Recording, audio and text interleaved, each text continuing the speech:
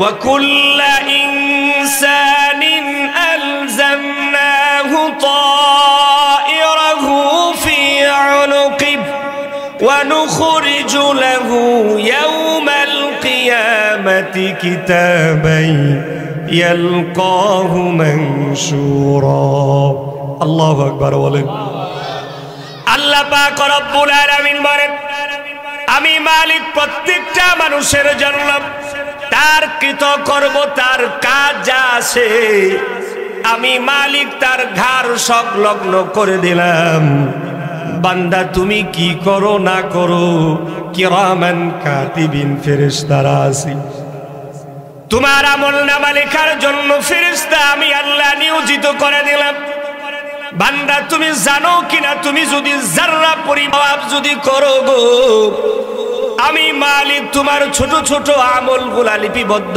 করে দেয় বান্দারে ছোট ছোট গুনাহ করলেও আমি আল্লাহ ছোট ছোট গুনাহগুলো আমি আল্লাহ এই কিতাবের মধ্যে কিন্তু লিপিবদ্ধ করে দেই বান্দারে ভুলতে পারো তুমি কিন্তু তোমার কিতাব তোমারে কোনোদিন ভুলবে না কোনোদিন তোমার আমল হয়তোবা কোন জায়গায় কোন জমিনের মধ্যে দাঁড়ায়া করেছো বান্দারে তুমি ভুলে যাবে কিন্তু তোমার কিতাব কোনোদিন ভুলবে না সুবহানাল্লাহ বলেন এজন্য আল্লাহ বলেন এই দুই পাশের মধ্যে আমি আল্লাহ কাতিব লেখা দিলাম লিপিবদ্ধ করে তোমার ভালো যা আছে লিপিবদ্ধ করে তোমার জিন্দেগীর যত খারাপ কাজ আছে আল্লাহ বলেন কিয়ামতের ময়দানে আমি আল্লাহ বলবো ওয়ানুখরিজু লাহু আমি আল্লাহ বের করব কিতাব এমন একটা কিতাব তোমার জন্য বের করে দিব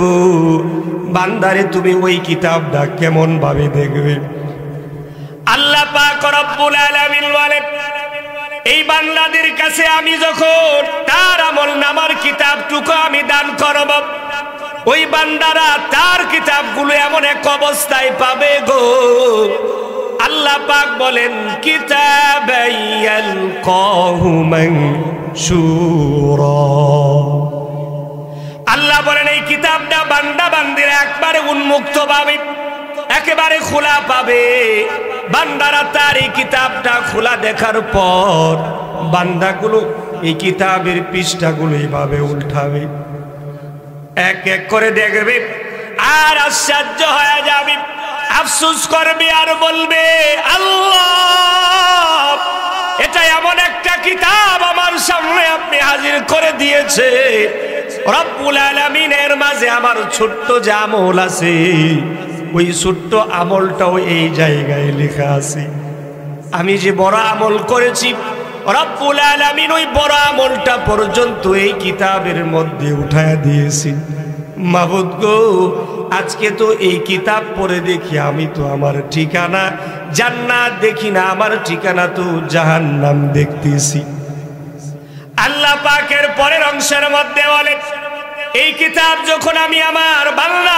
বান্দীদের হাতের মধ্যে উঠায় দিব ওই বান্দা বান্দীগুলো কিতাবটা উন্মুক্ত দেখার পর আমি আল্লাহ বলবো ইকরা এ বান্দা কিতাবটা এবার তুমি পাঠ করো বান্দারে তুমি তোমার কিতাব এবার পড়ো ইকরা পড়ো কিতাব তোমার কিতাব এবার তুমি পাঠ করো দুনিয়ার হাইসিয়ত হলো এমন দুনিয়ার মধ্যে যদি মারামারি লাগে কোনোভাবে যদি কোনো সমস্যা হয় সমাধান করার জন্য এলাকার মুরব্বীদের প্রয়োজন পড়ে কিনা বলেন চেয়ারম্যান সাহেবের প্রয়োজন পড়ে মেম্বার সাহেবের প্রয়োজন পড়ে যারা এলাকার গণ্যমান্য ব্যক্তিরা আছে ওনাদের প্রয়োজন হয় আল্লাহ বলেন কিয়ামতের ময়দানে দুনিয়ার কোনো মানুষের প্রয়োজন ওই কিতাবের জন্য পড়বে না আল্লাহ বলবেন বান্দা কিতাব এবার তুমি পাঠ করো আর আল্লাহ এই কথাও শোনায় দিবে কাফা বিনাফসিকাল ইয়াউমা আলাইকা হাসিবা আল্লাহু আকবার বলেন আল্লাহ বলবেন কাফা বিনাফসিকাল ইয়াউমা আলাইকা হাসিবা বান্দারে আজকে এই দিনে এই কিতাব পাঠ করার পর আমলনামা বুঝার জন্য তুমি যথেষ্ট হয়ে যাবে কেমন হবে এই কিতাব এই কিতাবের ব্যাপারে কোরআনে মাজিদে আল্লাহ অন্যত্র আয়াত নাজিল করে জানায় দেন, আমি আপনি এই কিতাবটুকু হাতে পাওয়ার পর পড়ার পর আমি আপনি বলতে থাকবো না ইউগাদিরু সগীরাতান ওয়ালা কাবীরাতান ইল্লা আহসাহা।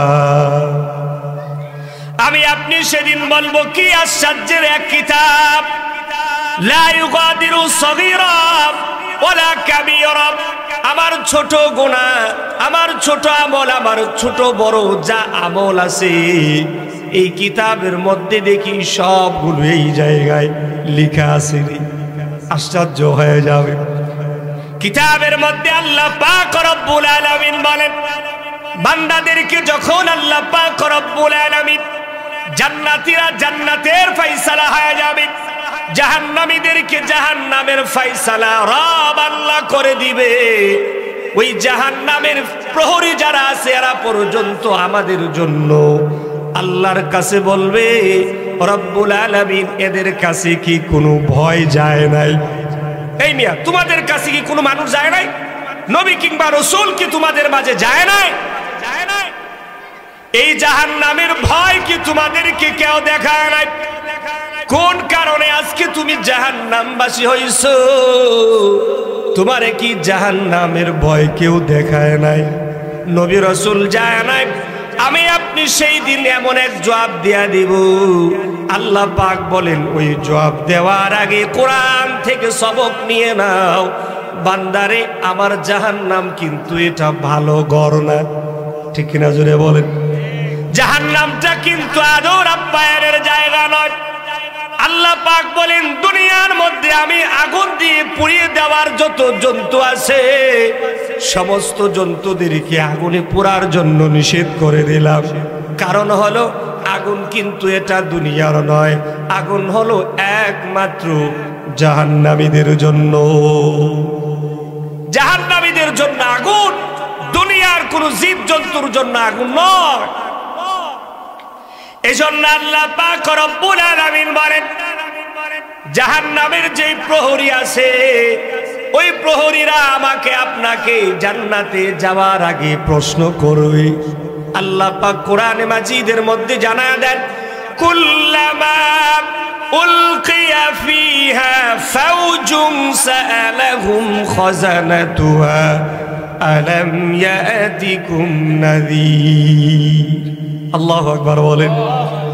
আল্লাহ পাক বলেন, জাহান্নামের প্রহরীরা জাহান্নামীদেরকে সওয়াল করবে আর বলবে, তোমাদেরকে জাহান্নামের মধ্যে যখন ঢুকায়া দিবি ওই সময় বলবে, সালাহুম, আল্লাহর ওই ফেরেশতারা বলবে, আলাম ইয়াতিকুম নাযীর, ওরে হতভাগারা রে, তোদের কাছে কি কোনো ভীতি প্রদর্শনকারী যায় নাই? এই বেটারা, তোদের কাছে নবী কিংবা রাসূল কি যায় নাই? এই কথা বুঝায় নাই আমি মালিকের শাস্তি যে এত ভয়াবহ হবে গো। এই মিয়া, তোমার কাছে কি আমার আযাব গজব গুলো যায় নাই? আমার কোরআন থেকে কেউ শোনায় নাই? আমার নবী কিংবা রাসূল কি যায় নাই? তখন আমি আপনি জবাব দিব, ক্বালু বালা, হ্যাঁ আল্লাহ, আমার আপনার কাছে আল্লাহ নবী এবং রাসূলেরা আমাদের কাছে গিয়েছিল, আমরা ওই দিন বলেছিলাম, ফাকাযযাবনা ওয়া কুলনা মা নাযালাল্লাহু মিন শাই। ওই দিন বলবেন রব্বুল আলামিন, আমরা তো তাদেরকে মিথ্যাবাদী বলছিলাম। নাউজুবিল্লাহ বলেন। আল্লাহ বলেন, আল্লাহ কোরআনে বলেন, ওই দিন জিজ্ঞাসা করার পরে তারা বলবে, আমরা তো তাদেরকে মিথ্যাবাদী বলছিলাম, তাদের কথা আমরা মানতাম না। উনাদের এই কথা যে আমাদেরকে বলছিল, আর আমরা বলছিলাম মুহাম্মদ, না না, তোমার রব এই কোরআন নাজিল করে নাই। নাউজুবিল্লাহ বলেন। মুহাম্মদ রে, তুমি তো পাগল হয়ে গেছো, এই কোরআন আল্লাহ নাজিল করে নাই। তারা বলে রবের পক্ষ থেকে কোনো নাজিল কিন্তু কিতাব আসে নাই।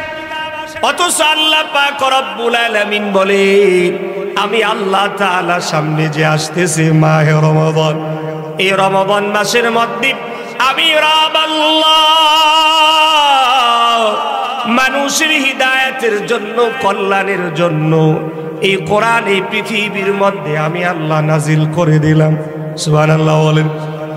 এবার কোরআন থেকে শুনুন, কোরআন জবাব দেয়, শাহরু রমাদানাল্লাযী উনজিলা ফীহিল কুরআনু হুদাল লিন্নাস ওয়া বাইয়িনাতিন মিনাল হুদা ওয়াল ফুরকান।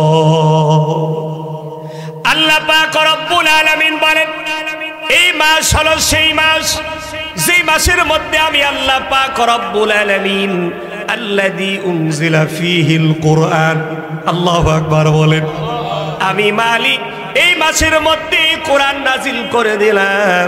না না, কোরআন আমি আমার নবীর কাছে স্বয়ং আমি আল্লাহ পাঠায়া দিলাম। নবীর দেওয়া দাওয়াত এটা কোনো উনার মন গড়া নয়, আমি মালিকের পক্ষ থেকে দাওয়াত দিয়েছিল।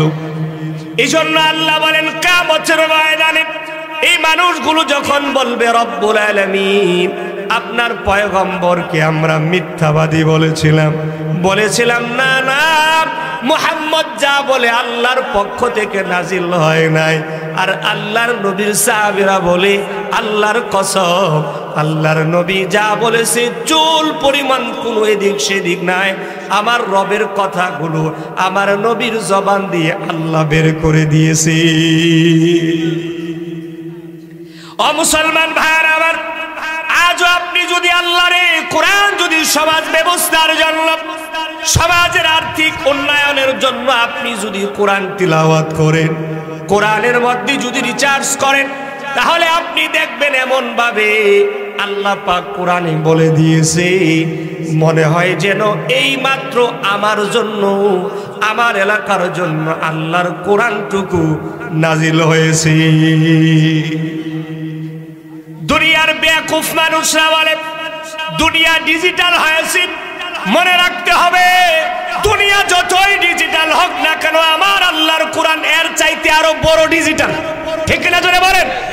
আপনি যতই উন্নত পৃথিবী আপনি দেখেন না কেন, মনে রাখতে হবে আমার আল্লাহর কোরআন আজ থেকে নিয়ে ১৫০০ বছর আগে এই দুনিয়ার মধ্যে সব চাইতে দামি আর সব চাইতে মডেল পূর্ণ কোরআন হিসাবে এই দুনিয়ার মধ্যে পাঠিয়ে দিয়েছি। কোরআনকে মাইনাস করে, কোরআনকে বাদ দিয়ে দুনিয়া সুন্দর করে সাজানো সম্ভব? জোরে বলেন, সম্ভব? না না, সম্ভব হবে না। কারণ হলো আল্লাহ পাক রব্বুল আলামিন বলেছেন, এই কোরআনের জিম্মাদারি আমি আল্লাহর কাছে স্বয়ং রেখে দিলাম। আর যেই জিনিসের জিম্মাদারি আল্লাহর কাছেই রেখে দেওয়া হয়, এক কথায় ওই জিনিসের মর্যাদা দুনিয়ার কোনো জিনিস দ্বারাই দেওয়া যাবে না। যাবে না? কি বলেন? না, যাবে না। এবার আমি আপনাদেরকে বোঝানোর জন্য বলি, এই যে মাদ্রাসা আছে, এই মাদ্রাসা থেকে একজন হাফেজে কোরআনকে আপনি ডাইকা আনেন, একজন হাফেজে কোরআনের সিনাটা আপনি ফাড়েন, মাঝখান দিয়ে ফাইরা দেন। এই হাফেজে কোরআনের সিনার ভিতরে একবার তাকায়া দেখেন তো দেখি, হাফেজে কোরআনের সিনার মধ্যে কোরআন দেখা যায় কিনা? না, দেখা যায় না। আল্লাহ বলেন, বান্দারে তোদের কি বোঝানোর জন্য উদাহরণ আমি আল্লাহ দিয়ে থাকি। একবার একজন হাফেজে কোরআন কি সূরা ফাতিহা থেকে তিলাওয়াত করার জন্য দিয়া দেন, আপনি দেখবেন সূরা নাস পর্যন্ত আল্লাহর কোরআনের হাফেজ পড়ে ফেলবে। কিন্তু এই কোরআন দেখতে গেলে পরে কলিজার মধ্যে কিন্তু কোরআন দেখা যায় না। সুবহানাল্লাহ বলে। তাহলে বোঝা গেল আল্লাহ যে বলছেন এই কোরআনের জিম্মাদারি, এই কোরআনের হেফাজতের জিম্মাদারি দুনিয়ার কোনো মানুষের কাছে আমি আল্লাহ দেই না। বান্দারে একবার যদি হাফেজে কোরআনের দিকে তাকাও তাহলে তুমি টের পেয়ে যাবে। সুবহানাল্লাহ বলে। এজন্য মাহে রমাদান আসতেছে একেবারে সামনে আমাদের। এই মাহে রমাদানের মধ্যে আমরা যারা কোরআন তেলাওয়াত পারি না, কোরআন তেলাওয়াত যাদের সহিহ হয় না, কোরআন তেলাওয়াত যারা আমরা একেবারে পড়তাম আগে কিন্তু এখন ভুলে গিয়েছি, ওই মানুষদেরকে, ওই মা বোনদেরকে, বাবা ভাইদেরকে বলবো, আল্লাহর একটা সুবর্ণ সুযোগ আমাদেরকে দিয়েছে। মাহে রমাদান আসতে দেরি হবে, বান্দা গো জলদি করে আগ থেকে কোরআন খুলে কোরআন পড়ার অভ্যস্ত তোমার আমার দিলের মধ্যে যদি ফিট করা যায়, তাহলে আশা করা যায় রমজানটা অন্তত পক্ষে কোরআনটা তেলাওয়াত করা যাবে। ঠিক কিনা বলেন? এই কোরআন আমার আপনার কাছে আল্লাহ পাঠায়া দিয়েছেন। এই কোরআনটা ঘরের থাকিয়ার মধ্যে রাখার জন্য নয়। কোরআন এমন জায়গায় আছে, কোরআনের উপরে এমন ভাবে ময়লা পড়ে গিয়েছে। আহারে দুর্ভাগ্যের কথা হলো, আপনার ঘরের টেলিভিশনের উপরে যদি আপনি একটা মর দেন, আপনার ঘরের ভিতরে ফ্রিজ আপনার দামি জিনিস মনে করেন, ওই দামি জিনিস ফ্রিজের উপরে আপনি একটা মর দিবেন, বিশ্বাস যদি না হয়, আর আজকে গিয়ে আল্লাহর কোরআনের গিলাপের উপরে একটা মর দিয়া, সাদা কাপড়ের উপরে মর দিয়া দেখবেন ফ্রিজে ময়লা বেশি না, আমার আল্লাহর কোরআনের মধ্যে ময়লা বেশি। আমি এতটুকু ইয়াকিনের সাথে বলতে পারি, ঘরের ভিতরে থাকা আল্লাহর বড় মহত্ব এই কোরআনের উপরে এত ময়লা জমে আছে, ফ্রিজের উপরে মর দিলে আর আপনার গায়ের মধ্যে কোনো ময়লা লাগবে না, কিন্তু আল্লাহর কোরআনের উপরে মর দিলে ময়লা হয়ে যাবে। ঠিক কিনা বলেন? আরে কত দুঃখের কথা, কত পরিতাপের বিষয়। আবার আল্লাহ বলেন, দুনিয়া আমি বানালাম, দুনিয়াতে আমি তোমাদেরকে পাঠালাম।